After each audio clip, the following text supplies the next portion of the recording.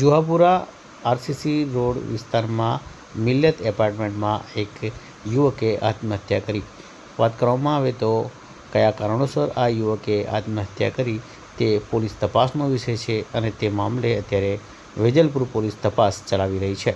ત્યારે આ યુવકનું નામ સાહિલ હતું અને તેના પરિવાર વિશે જો વાત કરવામાં આવે તો તેની 2 મોટી બહેનો અને એક નાનો ભાઈ અને પોતાના પિતા ન હતા અને એ માતા અને બહેનો મજૂરી કામ કરી અને ગુજરાન ચલાવતા હતા અને સાહિલ પણ પોતે ઇલેક્ટ્રોનિકનું કામ કરી રહ્યો હતો અને કયા કારણોસર તેને ગળે ફાંસો ખાઈ આત્મહત્યા કરી લીધી તે તપાસનો વિષય છે।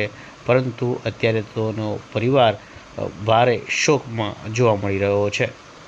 एक जिद के पीछे मैं अपनी जिंदगी दाव पर लगाए बैठा हूँ। या तो ये जिद मेरे को बर्बाद करेगी या ये जिद मुझे उस मुकाम तक लेके जाएगी जहाँ पर मेरे नाम के शोर के अलावा कुछ और मुझे सुना ही नहीं दे।